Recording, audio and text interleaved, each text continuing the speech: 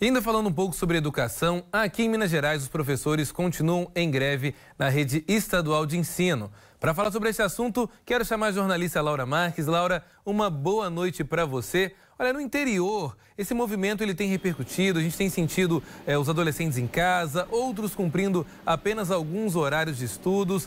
O sindicato já se posicionou a respeito, aí na capital também, vocês têm sentido essas mudanças como aqui? Uma boa noite, Laura.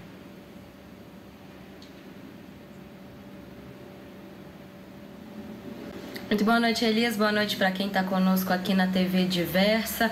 Olha, eu fui buscar um balanço na Secretaria de Estado de Educação e também com o Sindicato Único dos Profissionais da Educação do Estado de Minas Gerais para entender exatamente qual é o impacto atual dessa paralisação nas escolas. Como é que os pais, os estudantes estão sentindo esse movimento na prática? Porque sim, o sindicato diz que está em greve, mas a gente precisa entender qual era o tamanho desse movimento, o tamanho dessa greve. Segundo a Secretaria de Estado de Educação, a paralisação alcança somente 12% das escolas do estado de Minas Gerais, enquanto o sindicato dos profissionais da educação da rede estadual afirma que a greve alcança 85% das escolas. É praticamente a informação contrária, né, Elias? É muito difícil, então, entender, ter uma dimensão confiável do que seriam esses dados. Se, por um lado, o sindicato dos professores e dos servidores da educação como um todo está dizendo que 85% das escolas estão sendo afetadas pela paralisação, a Secretaria de Estado de Educação, o governo de Minas, diz que o balanço é de que 88% das escolas estão funcionando plenamente, sem nenhum tipo de interferência desse movimento grevista. Na prática, aqui na Grande BH, a gente não tem informações sobre escolas inteiras paralisadas, por exemplo.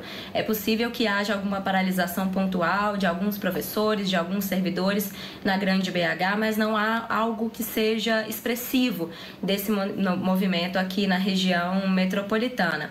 Você estava me dizendo que, inclusive, que, por outro lado, na região da Zona da Mata, há escolas inteiras paralisadas, né? Mas isso não é muito visível aqui na região metropolitana, não. E a gente lembra, Elias, que já existe uma decisão na Justiça que o governo de Minas conseguiu, prevendo que, por dia de paralisação, o Sindicato dos Servidores da Educação terão que pagar uma multa de R$100 mil. Esses valores, o Sindicato da Educação já está recorrendo contra a imposição dessa multa que foi definida pela Justiça de Minas Gerais a pedido do governo estadual. Então, portanto, o sindicato ainda não está pagando esses valores, ainda está tentando derrubar essa medida, essa decisão. Mas ela segue valendo até que seja dada uma decisão contrária ou que seja mantida. A gente está acompanhando para saber como é que vai ficar essa situação. Amanhã tem uma assembleia marcada da categoria da educação exatamente para tratar desse assunto. O que esses profissionais querem é que os professores, os servidores da educação estadual recebam o piso nacional da categoria, que houve um reajuste no início do ano por parte do governo federal de que o piso teria que ser aumentado em cerca de 33%. Os deputados estaduais incluíram esse percentual, esse reajuste no projeto de lei da recomposição dos servidores do Estado. Esse projeto foi para o governador Romeu Zema, mas como a gente falou ontem sobre isso aqui na TV Diversa, o trecho que previa esse aumento de 33% para a educação foi cortado. O governo de Minas quer somente dar uma recomposição de cerca de 10%. E aí agora, então, esse veto do governador a esse projeto de lei retornou para a Assembleia e os deputados estaduais terão 30 dias para avaliar se derrubam ou se mantêm esses vetos. O governador Romeu Zema vetou esses trechos que previa aumentos maiores para os servidores da educação, segurança e saúde, dizendo que se ele concedesse esses valores maiores para essas três categorias, isso vai acabar fazendo com que o governo de Minas exceda o limite da lei de responsabilidade fiscal e aí por isso ele disse que não poderia conceder essa recomposição maior.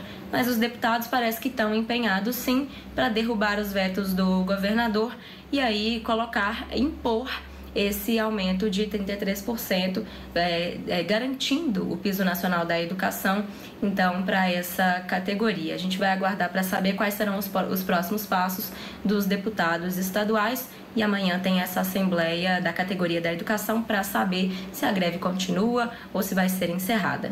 Elias.